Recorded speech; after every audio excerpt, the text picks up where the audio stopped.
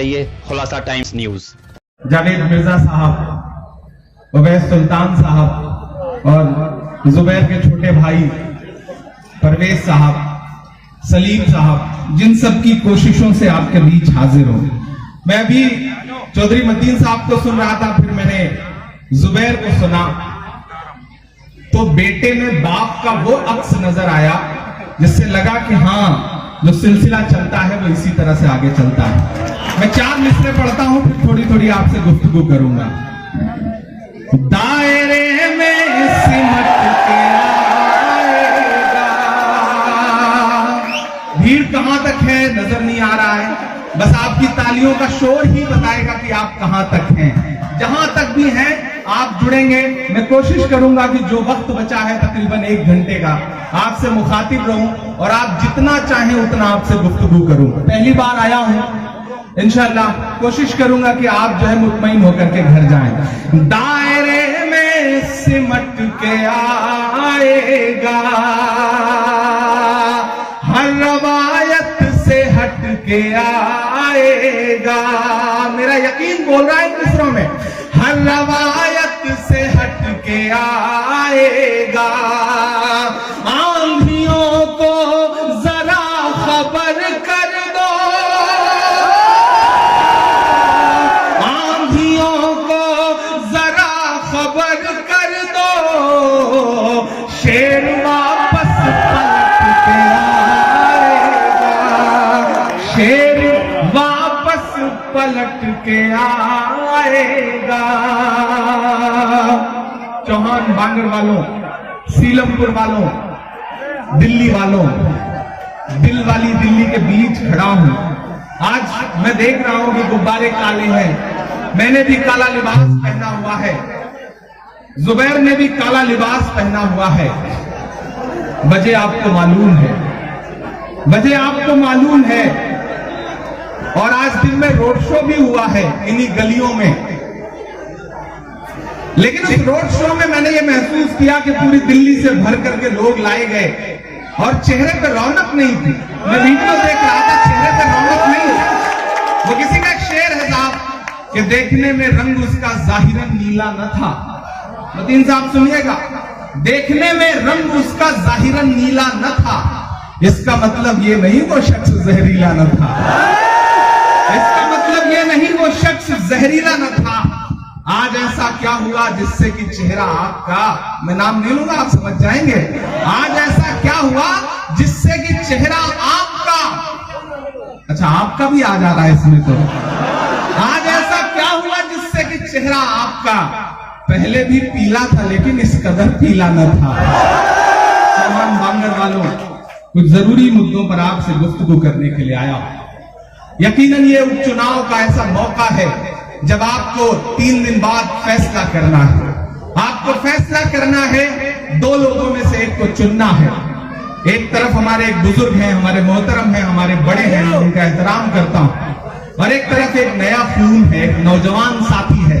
एक तरफ वो है जो शायद अपना नाम भी पता नहीं लिख पाते हैं या नहीं लिख पाते हैं, लेकिन एक तरफ एक ऐसा नौजवान है जो कम से कम ग्रेजुएट है, पढ़ा लिखा है, जो आप जैसा है, आप जैसा सोचता है। लेकिन इस सब से भी हट करके ये लड़ाई वैचारिक लड़ाई है, ये आइडियोलॉजी की लड़ाई है। मुझे याद आता है वो वक्त भी जब पूरे हिंदुस्तान में हमारी माएं बहनें सड़कों पर बैठी थी। शाहीन बाग ने पूरे हिंदुस्तान के सामने एक नजीर पेश किया था कि अपने हुकूक के लिए, अपने हक के लिए, अपने जुर्रत इजहार के लिए हमारी माएं, हमारी 90-90 साल की बूढ़ी दादियां सड़क पर बैठी। लेकिन सूबे के जो मुख्यमंत्री हैं मौजूदा, वो झांकने तक नहीं गए, लेकिन फिर भी आपने दामन भर भर के वोट दिया, जिताया, सरकार बना दी, क्योंकि आप बड़े भोले लोग हैं, आप बड़े सीधे लोग हैं। वो शाहीन बाग नहीं आए, आपने दामन भर के वोट दिया। जिस दिन आपका ये इलाका जल रहा था, ये 25 तारीख ही थी जब ये इलाका जल रहा था, आज उसकी बरसी है। इस मौके पर खास तौर से मैं ये बात कह रहा हूं कि जिस दिन ये इलाका जल रहा था, उन्हें आपके बीच में होना चाहिए था। आपके बगल में मज़ारें जल रही थी, मस्जिदें जल रही थी, स्कूल जल रहे थे, घर जल रहे थे। जब आपके बीच में आकर करके उन्हें आपके साथ कंधे से कंधा मिला के खड़ा होना चाहिएगा, तो उन्होंने क्या किया, वो राजघाट पहुंचे और गांधी जी की मजार के सामने बैठ गए। जब उन्हें आग की जलती हुई मजारों की हिफाजत के लिए आना चाहिए था, तो वो गांधी की मजार के सामने जाकर के बैठ गए। लेकिन आप भोले लोग हैं, आप बहुत जल्दी नई सवारियों पे बैठने का शौक रखते हैं। मुझे आपसे कोई शिकायत नहीं है, लेकिन यहाँ पे बड़ी तादाद में मेरी नई नस्लें बैठी हैं। मैं आपसे एक सवाल करना चाहता हूँ, 1 साल मुकम्मल हुए हैं उस दंगे के। आज का दिन तो ऐसा दिन था कि आज मातम होना चाहिए था। सूबे के मुख्यमंत्री को इस इलाके में आकर के यहाँ के लोगों से माफी मांगना चाहिए था, लेकिन वो आए भी तो क्या करते हुए, जश्न मनाते हुए। इतनी सुरक्षा घेरा लेकर के वो, आज मैंने वीडियो देखे, इतना सुरक्षा दस्ता था उनके पास। काश वही सुरक्षा दस्ता लेकर के दंगे के दौरान वो इस इलाके में चले आए होते तो शायद घर जलने से बच जाते। मुझे अफसोस है कि वो क्यों नहीं आए। हमने सहराओं में हासिल किए आसानी से, हमने सहराओं में हासिल किए आसानी से। तुम समंदर में भी रहकर न मिले पानी से। ये सियासत के दिए सबके हवाले न करो, मुल्क जल जाता है एक शख्स की नादानी से। चौहान बांगर वालों, आज मैं आपके सामने अपना दामन फैलाने के लिए इसलिए भी आया क्योंकि मेरा एक भाई यहां से चुनाव लड़ रहा है। मैं कांग्रेस पार्टी का एक सिपाही होने के नाते भी आज आपके बीच में खड़ा हूं, और मैं इस मलाल को भी दूर करने आया हूं कि मैं चौधरी मतीन साहब के इलेक्शन में यहां नहीं आ पाया था। मुझे वो मलाल था, मैं उस मलाल को भी दूर करने के लिए आज आपके बीच में आया। काश हमारे मुख्यमंत्री जी आज दिल्ली की अमन पसंद आवाम से आकर के माफी मांगते, लेकिन उन्होंने जश्न मनाया। लेकिन मैं आपसे कोई शिकायत नहीं करूंगा क्योंकि आपने उन्हें वोट दिया है। आप शरीफ इंसान हैं, आप भूल जाते हैं अपने जख्मों को। आप पढ़ो, आप उसी तरह से सुनेगा कि मैं लाल किला लाल किला लाल किला हूँ, मैं लाल किला लाल किला लाल किला हूँ। हिंदुस्तान में तुझे तोहफे में मिला हूँ, मैं लाल किला लाल किला लाल किला हूँ, मैं लाल किला हूँ। कि मेरे बनाने वाले से नफरत भी है उनको, पर मेरी दीवारों से मोहब्बत भी है उनको। मेरे बनाने वाले से नफरत भी है उनको, पर मेरी दीवारों से मोहब्बत भी है उनको। भारत की सिपाही है मेरी लाल दीवारें, सदियों की गवाही है मेरी लाल दीवारें। भारत की सिपाही है मेरी लाल दीवारें, सदियों की गवाही है मेरी लाल दीवारें। तामीर कामयाब हूँ मैं शाहजहां का, तामीर कामयाब हूँ मैं शाहजहां का। देखा गया एक ख्वाब हूँ मैं शाहजहां का। कि तारीख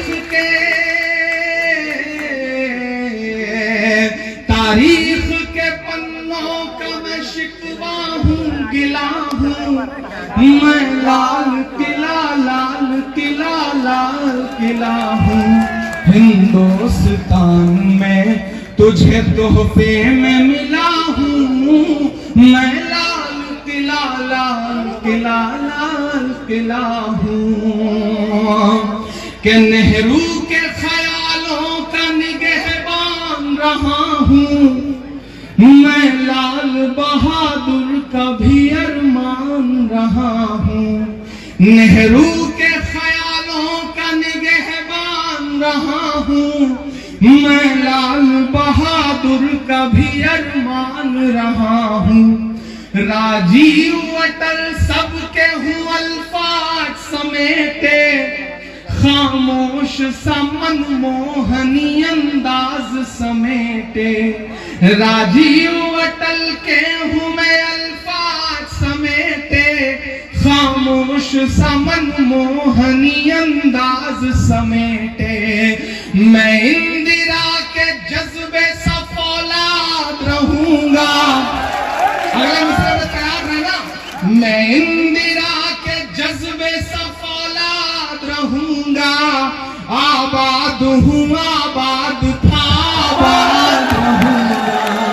मैं इंदिरा के जज्बे सा फौलाद रहूंगा, आबाद था आबाद हूँ आबाद रहूंगा।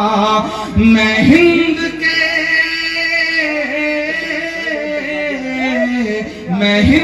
के हर शख्स की चाहत का सिला हूँ, मैं लाल किला हूँ। आखिरी बंद पढ़ता हूँ, आखिरी बंद के बाद सेल्फी लेते हैं। आखिरी बंद के बाद अब सुनिएगा, बड़े बड़े ठेकेदार निकल आए हैं लाल किले पे, बड़े बड़े प्रवचन हो रहे हैं टीवी चैनलों पर बैठ करके। तब इमरान एक बंद पढ़ता है, आखिरी बंद इस नज़्म का, कि बेशर्म सियासत की मैं तहरीर नहीं हूँ। मेरे बुजुर्गों, मैंने आपकी पेशानी की झुर्रियों में जो दर्द महसूस किया है, उसे इन मिसरों में पिरोने की हिम्मत दिखाई है। कि बेशर्म सियासत की मैं तहरीर नहीं हूँ, सुन ले हुकूमत तेरी जागीर नहीं हूँ। एक एक मिसरा पुकारेगा आपको इस बंद का, कि बेशर्म सियासत की मैं तहरीर नहीं हूँ, सुन ले हुकूमत तेरी जागीर नहीं हूँ। नफरत के समंदर में मैं खो ही नहीं सकता, नफरत के समंदर में मैं खो ही नहीं सकता। मैं एक किसी रंग का हो ही नहीं सकता, नफरत के समंदर में मैं खो ही नहीं सकता। मैं एक किसी रंग का हो ही नहीं सकता। अंदाज मेरा मस्त मलंगा ही रहेगा, तैयार रहना। अंदाज मेरा मस्त मलंगा ही रहेगा, गुंबद पे सदा मेरे तिरंगा ही रहेगा। अंदाज मेरा मस्त मलंगा ही रहेगा,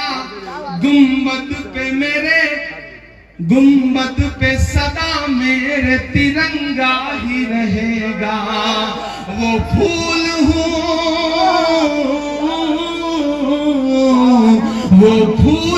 जो खार की छाती पे खिला हूँ, मैं लाल किला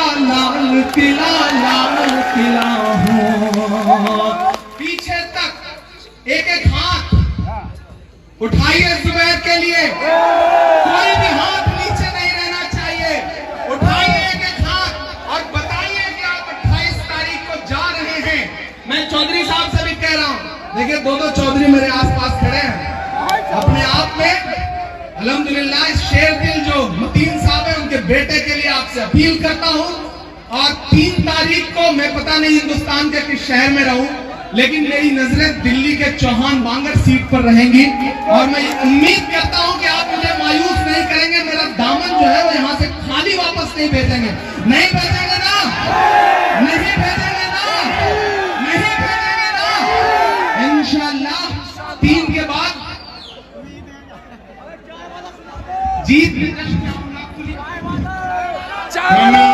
जुम्मे के बाद घर से रैली निकालेंगे, कल 2 बजे जुम्मे के बाद घर पे इकट्ठा होना है। और जो केजरीवाल फौज भर कर आया था ना दिल्ली से, कल उसका जवाब लेना आपको। कल बड़ी से बड़ी तादाद में उस रैली में पहुंचिए। इंशाल्लाह मैं भी कोशिश करूंगा कि मैं उस रैली में आ सकूं और आपके साथ बाइकों पे घूम सकूं।